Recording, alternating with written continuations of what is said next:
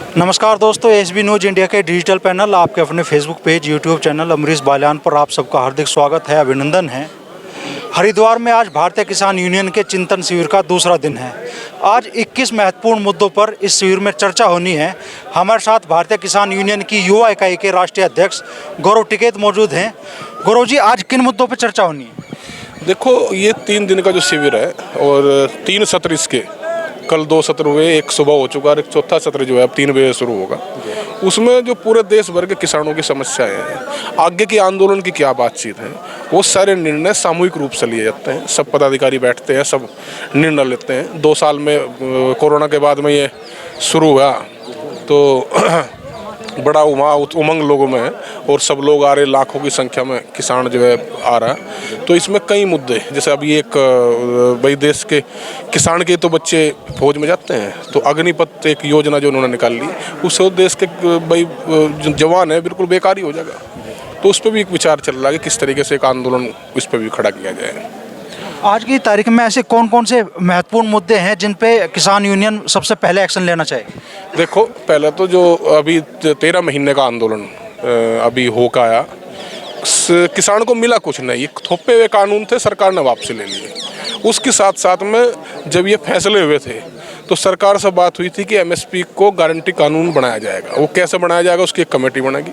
सरकार का कोई पता ही नहीं है कि सरकार किस हिसाब से न बात करना चाह रही संगठनों से, किस तरीके से वो एमएसपी बनेगी, एमएसपी लागू होगी देश भर में। अभी सब ये भी दुर्भाग्य है देश का कि भाई हम न्यूनतम समर्थन मूल्य की बात कर रहे हैं। भाई महंगाई किस तेजी से बढ़ रही है, भाई इस किसान को भी मूल्य सूचकांक से जोड़ा जाए। जिस तेजी से और वस्तुओं के रेट बढ़ रहे, इस किसान के भी फसलों के रेट बढ़ जाए।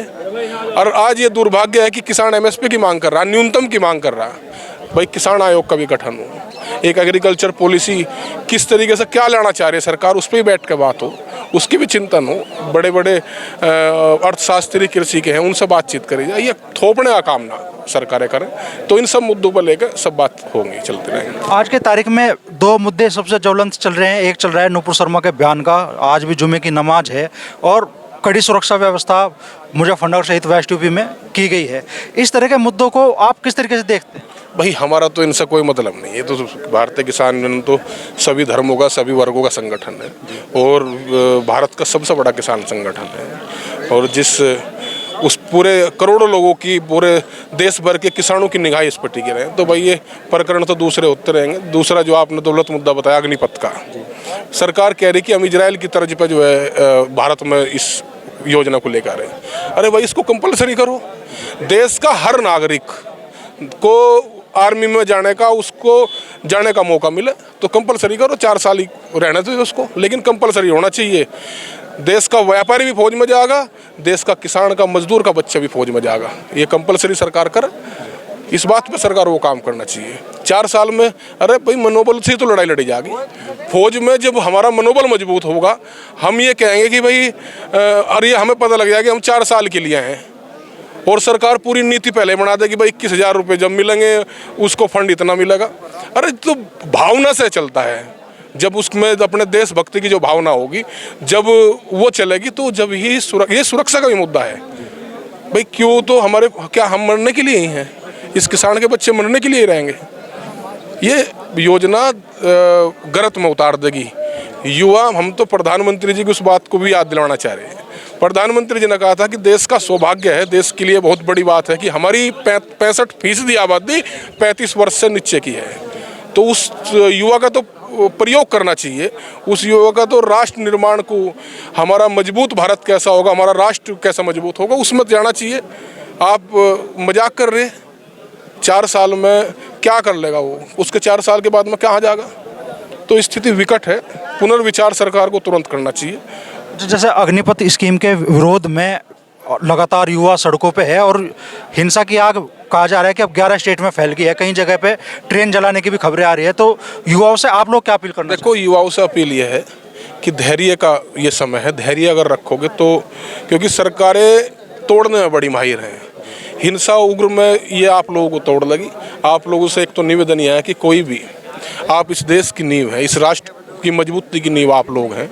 आपकी जिम्मेदारी है अपना सुसाइड कोई ना करें। और संघर्ष जिस तरीके 13 महीने किसानों ने किया, क्योंकि किसानों पर भी तो आरोप लगे। किसानों को भी 26 तारीख को ये बताया गया कि इन्होंने तिरंगे का अपमान कर दिया। तो ये बड़े षड्यंत्रकारी लोग हैं जो देश के किसान को ये कह सकते हो कि ये भाई इन्होंने तिरंगे का अपमान कर दिया, तो इनका कोई भरोसा नहीं है। तो बहुत संयम के साथ में इस लड़ाई को लड़ना है। और सरकारों से भी ये है कि आपने 13 महीने का जब आंदोलन खत्म कराया था तो राष्ट्रहित की बात प्रधानमंत्री ने कही थी कि राष्ट्रहित में हमने ये वापसी लिया, तो तत्काल रूप से ये राष्ट्रहित में ये सभी वापसी लें। यहाँ पर गौरव जी के साथ साथ में कुछ और किसान नेता भी मौजूद हैं और आम किसान भी यहाँ पे बड़ी संख्या में आए हैं, हम उनसे भी बात करेंगे। आपका नाम? नवीन राठी, मंडल अध्यक्ष सहारनपुर। नवीन जी, क्या माहौल इस वक्त किसानों के बीच में है? आप यहाँ चिंतन शिविर में आए हैं, भारतीय किसान यूनियन के जिम्मेदार पदाधिकारी भी है, तो इस चिंतन शिविर से किसानों की किन समस्याओं का हल निकलेगा और कैसे? एक कोरोना के बाद 2 साल बाद ये चिंतन शिविर हमारा लगा। हमारे 6 महीने बाद क्या हमारे आंदोलन की रूपरेखा होगी, क्या आंदोलन हमारे होंगे। फिर जनवरी में 6 महीने बाद दूसरा शिविर लगा, तो उन सब मुद्दों को लेकर यहाँ रणनीति तय होती है। तो इसीलिए चिंतन शिविर यहाँ से बाबा टिकट के टाइम से लगते आ रहे हैं। तो क्या बड़े फैसले इस चिंतन शिविर में लिए जा सकते हैं? अभी आज कल हुआ और आज भी सुझाव आ रहे हैं, सभी अपने सुझाव रख रहे हैं, उस पर फिर विचार होंगे और फिर 18 तारीख में जो उन प्रस्ताव चर्चा होगी और वो फिर जो घोषणा हो जाएगी उनकी। आप कहाँ से हैं? ये बताऊंगा बस। ये बताऊंगे। कहाँ से हो चाचा? मैं कहना चाहता हूँ, आप हो कहाँ से? मैं जिला फिरोजाबाद से। फिरोजाबाद से? हमारे यहाँ उत्तर प्रदेश में यहाँ इतनी दूर आप चल कर आए हो, मकसद क्या है? संगठन बनाने के लिए, संगठन बनवाना मजबूत। जैसे अभी सरकार बिल माफ़ कर रही थी और बिल माफ़ करने के लिए आधे बिल माफ़ कर दिए हैं, है ना, लेकिन गांव का कोई घर का कोई बिल माफ़ नहीं किया है। वो अब उसमें मीटर लगा रहे हैं, तो मीटर लगाने से तो बिल बढ़ जाएगा, कम कहाँ हुआ, बढ़ जाएगा मीटर लगेगा तो। और उत्तर प्रदेश की सरकार ने भारतीय जनता पार्टी को जनमत दिया, वोट दी, अब तो सरकार को फैसले लेने हैं ना कि भाई वो किस तरीके से व्यवस्था चलाएगी। हाँ, तो सही फैसला लेना चाहिए ना। अभी बिल माफ़ के लिए कहा था, बिल माफ़ के लिए कहा था, ठीक ना, बिल माफ़ आधा कर दिया है, अब पिछला माँ का है। और गांव में जो बिल लग रहे हैं वो 3 से यूनिट इतना फ्री कर दिए, हमारे यहाँ कुछ नहीं किया है। तो ये करना चाहिए, पहले से उन्होंने कहा था बिल के लिए। तो आप कहाँ से आए हैं चाचा? मैं शामली से देवराज। क्या शुभ नाम आपका? देवराज पहलवान। तो देवराज जी, यहाँ इतनी दूर चल के आने का मकसद क्या है आपका? मकसद ये है, 2 साल तक कोरोना में वो बंद रहे, जैसे हमारे हमेशा यहाँ चिंतन शिविर लगता है, उसी परंपरा के हिसाब से अब की बार फिर चिंतन शिविर लगा। आज पूरे उत्तर प्रदेश का किसान यहाँ का इकट्ठा हुआ है और इसमें विचार विमर्श चल रहा है। और जो भी चौधरी साहब का आदेश होगा उस पर किसान आगे काम करेंगे। जैसे बच्चों के लिए ये बहुत गंदी नीति बनाई कि बस 4 साल नौकरी करेंगे, इसके बारे में विचार चल रहा। और जैसे भी आदेश होगा संगठन का, उस पर किसान काम करेंगे। और देश को तो मजबूती देनी है, और जो देश में ये खलबली मचा रखी है इस पर रुकावट करेंगे। जो गदर कर रखा है इन लोगों ने, अपनी मनचाही कर रखे, तो इसमें कुछ बड़े बड़े आंदोलन, जैसे भी चौधरी साहब का आदेश होगा उनके आदेश का पालन किया जाएगा और आप लोगों के जरिए जो देश में एक अच्छा संदेश जाएगा। अच्छा, आप शामली ज़िले में से हैं। शामली ज़िले में इस टाइम सबसे ज्वलंत मुद्दा चल रहा है सरकार ट्यूबवेलों पे सरकारी मीटर लगाने का। तो उस पे किसान सहमत क्यों नहीं हो रहे हैं? क्या किसानों की नीति है इस संबंध बारे में? जब किसान बिल दे रहे हैं 175 रुपये हार्स पावर के हिसाब से किसान बिल दे रहे थे अपनी, फिर उन्होंने चुनाव में मुद्दा उठाया कि हम बिजली हाफ कर रहे हैं। जब किसान बिल दे रहा है, मीटर का क्या मैटर रह गया? मीटर का क्या मीटर रह गया? किसान के ऊपर थोप रहे हैं, बिजली आओ ना हो, चलो उसका टैक्स भी किसान को देना है। क्या आंकलन कर रहे हैं कि अब सरकार अपनी जुबान से क्यों फिसल रही है, क्यों मीटर लगवा रही है? जब आपके सामने इनका चुनाव में एजेंडा था कि हम बिजली आधी कर देंगे, फिर माफ़ कर देंगे, तो जब भी माफ़ कर दिया तो फिर मीटर का क्या मैटर रह गया? ये तो किसान को खाने वाली नीति होगी कि आज इनका मीटर लगा देंगे, इन पर इतना वो लोड गिर देंगे, तो किसान को आखिर में एक दिन ऐसा होगा किसान को ज़मीन ही छोड़नी पड़ेगी। तो ये क्या मैटर रहेगा जी? जब इन्होंने ऐलान कर दिया कि हम जो है बिजली माफ़ कर देंगे, जी बिजली माफ़ कर देंगे, तो मीटर का क्या मैटर रह गया? शामली ज़िले में जैसे खाप चौधरी ने पिछले दिनों कहा भी चाहे कुछ भी हो, चाहे खून भी बहे, चाहे टकराव भी हो, लेकिन मीटर किसी कीमत पर नहीं लगेंगे ट्यूबवेलों पे। तो क्या किसान उसी स्थिति में आकर खड़ा हो गया? पहले 1987 का भी वही मुद्दा था, आज फिर सरकार ने अपने वही रवैया अपना लिया। किसान के पास और क्या है, मरना ही तो है। ये नहीं मरेंगे तो कुछ करके मरेंगे। सरकार के आगे अपनी फरियाद भी कर रहे हैं, ये नहीं सुन रहे हैं तो मीटर क्यों लगा रहे हो, क्यों हमारे से चार्ज ले रहे हो। हर एक का कनेक्शन काट देंगे, फिर अपनी मर्जी से कनेक्शन काटेंगे और जब जोड़ेंगे जब पैसे लेंगे। सरकार ने कभी विचार ही नहीं किया किसान के साथ क्या क्या जायज़ी कर रही है सरकार। अच्छा, जैसे योगी सरकार की नीति थी 14 दिनों में गन्ने के भुगतान की, तो आप शामली जिले से हैं, शामली जिले में भुगतान की क्या स्थिति है? शामली जिले में भुगतान की वही स्थिति है, अभी तक 22 दिसंबर तक का पेमेंट आया है। अभी देख लो अगला दिसंबर आने वाला है। किसानों के घर में दवाई लेने तक के पैसे नहीं रहे। किसानों की स्थिति बुरा हाल कर दिया। योगी आदित्यनाथ जी ने अपना कौन सा वादा पूरा कर लिया? वोट तो ले ली पर वादा पूरा नहीं किया। पशुओं से परेशान, बिजली से वे परेशान, पैसा कहाँ से देंगे? बिजली के बिल बरकरार आ रहे, बच्चों के नाम स्कूल से कट रहे। तो हम अपने आपके जरिए हम अपनी आवाज़ पहुँचा सकें और वो सुनवाई कोई हो नहीं रही। अब ये बताओ, 14 दिन में भुगतान करना चाहिए था, उसके ऊपर फिर ब्याज भी देना चाहिए था। ब्याज को तो छोड़ो, हमारा भुगतान ही दे दो। कोई भुगतान नहीं हो रहा जी।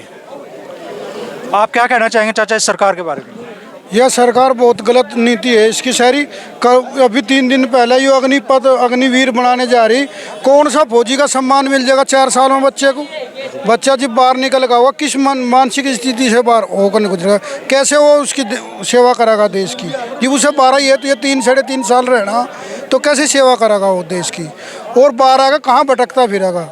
यह नीति बहुत खराब है। सभी युवा सड़क पर उतरने को तैयार खड़ा। बहुत ही बुरी स्थिति में इस सरकार ने इस देश को पहुंचा दिया।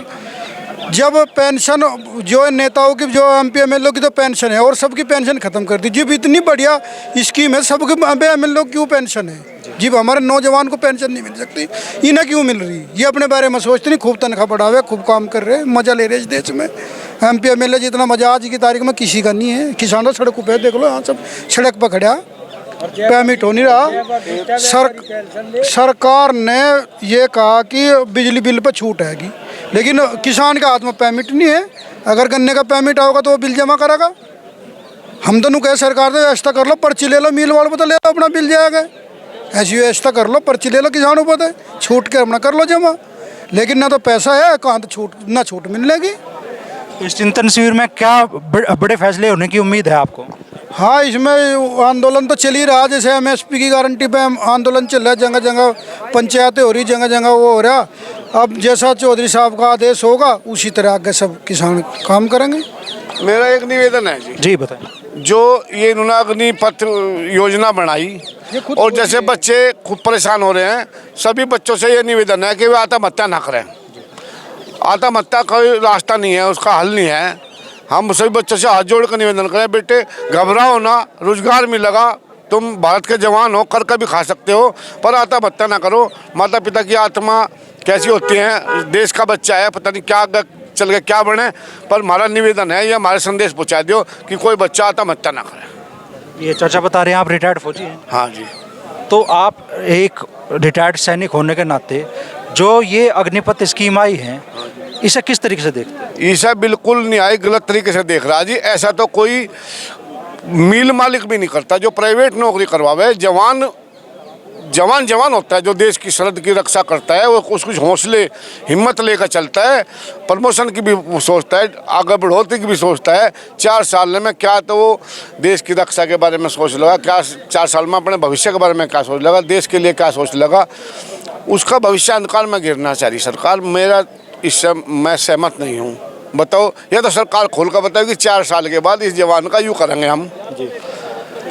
उन्हें कुछ तो आश्वासन मिलना चाहिए भाई, हम अभी आप 4 साल के लिए भर्ती सेना में कर रहे, फिर उसके बाद जो है पैरामिलिट्री में करेंगे या पुलिस में देंगे। जब उन्होंने सेना की ट्रेनिंग कर ली, वे तो ट्रेंड हो गए, देश के लिए लड़ने के तैयार हो गए, फिर उन्हें कहाँ काट देंगे, कहाँ जाएंगे? वे तो घर के रहे ना घाट के रहे। तो इसके बारे में मैं तो समर्थन करता नहीं जी। सरकार से निवेदन है इस योजना को वापस लें और जैसे चलता रहा था और उसी तरीके से भर्ती करवावे जवान को, उसे हमारा देश भी तरक्की करेगा, नहीं तो देश के जवान बर्बाद हो जाएंगे। तो ये थे भारतीय किसान यूनियन के चिंतन शिविर में आए किसान। हमने भारतीय किसान यूनियन के पदाधिकारियों से बात की भी, आम किसानों से भी बात की। इस चिंतन शिविर में भी किसानों से जुड़े मुद्दे, जिनमें किसानों का गन्ना भुगतान भी है, ट्यूबवेलों पे बिजली के मीटर लगाना भी बड़ा मुद्दा है, और उसके साथ साथ में अब मुद्दा जुड़ गया है युवाओं से भी। जो अग्निपथ स्कीम सरकार लेकर आई है, उससे यहाँ जो किसान परिवार के लोग हैं उनका कहना है कि युवाओं का भविष्य गर्त में जाएगा, और ये भी इस चिंतन शिविर में एक बड़ा मुद्दा बनने वाला है।